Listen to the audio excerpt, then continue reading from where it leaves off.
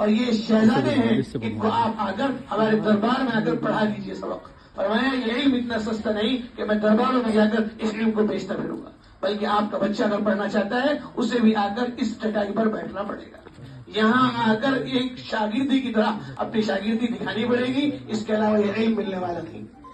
اس علم کے ملنے کا راستہ ہی صرف یہ ہے کہ آؤ چٹائیوں پر آؤ، بڑے سے بڑے چٹائیوں پر آئیں گے، اب تو یہیں سے اٹھا کر اللہ تمہیں بادشاہ بنا دے۔ چٹائیوں پر بیٹھنے والا آدمی کہاں سے کہاں پہنچ جاتا ہے، اس کو کوئی سوچ نہیں سکتا۔ ان کی اصل بادشاہت یہی ہوتی ہے کہ انہوں نے بادشاہت اللہ کے رسول صلی اللہ علیہ وسلم کے بارے میں کسی شاعر نے کہا تھا کہ یہ رسول اللہ صلی اللہ علیہ وسلم جو دونوں جہاں کے تاجدار ہیں، ان کی صبح و شام کو پاتے ہوئے کٹی ہے، اور ان کا حال یہ ہے کہ ان کا بستر اگر کوئی چیز ہے وہ بچھونا جو ہے وہ زمین ہے،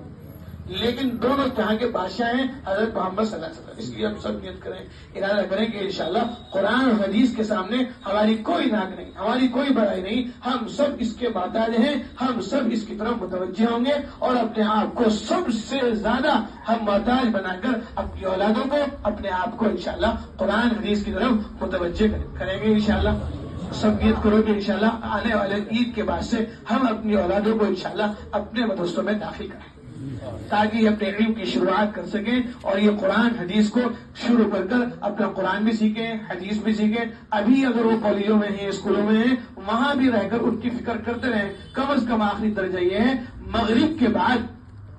یہ قرآن سیکھیں۔ ابھی اتنی مجبوری ہو گئی، ہم سمجھاتے ہیں سمجھ میں نہیں آتا، لیکن آخری درجہ یہ ہے کہ اگر ہم کچھ بھی نہ کر سکے تو مغرب بعد ضرور، اگر اسکول چلا ہی گیا بچہ تو آپ مغرب بعد اس کا انتظام کرو قرآن کے سیکھنے سکھانے کا۔ ہم نے کئی سال سے ارادہ کیا ہے، آپ دعا بھی فرمائیں، خاص طور سے عید کے بعد سے اللہ تعالیٰ اس کو آسانی بھی فرمائیں۔ آپ سب انشاءاللہ آپ کوشش بھی کرو کہ انشاءاللہ ہم اس میں تعاون بنا کر اور ہمت کے ساتھ اس کام کو شروع کریں کہ مغرب کے بعد ہر محلوں میں ایسی کوشش شروع ہو کہ وہاں صرف اسکول کے بچوں کو پڑھایا جائے۔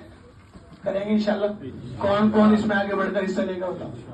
کہ اس میں ہمیں کو خود خرچ کرنا پڑے گا تو کریں گے انشاءاللہ۔ اسکول میں کیونکہ جانے والی تعداد بہت زیادہ ہے، اتنی زیادہ ہے، ان کو کھینچ کر لانا بھی بہت مشکل ہے، کیونکہ ہمارے پاس کھینچ کر لانے والے بھی کم ہیں، تو انہیں کھینچیں گے کیسے؟ انہیں وہیں رہ کر دیندار بنا دیا جائے، بس اس سے آسان کوئی راستہ نہیں کہ وہ جہاں جا رہے ہیں تھوڑا سا وقت ان سے لے لو، پھر انشاءاللہ زیادہ بھی وہ دے دیں۔ تو مغرب کے بعد ان کو ایسا نظام ہر محلے میں بننا چاہیے، ہر علاقے میں بننا چاہیے، ہر مسجد کے اطراف میں بننا چاہیے، تاکہ وہاں رہ کر وہاں یہ مغرب سے لے کر عشاء تک قرآن سیکھیں۔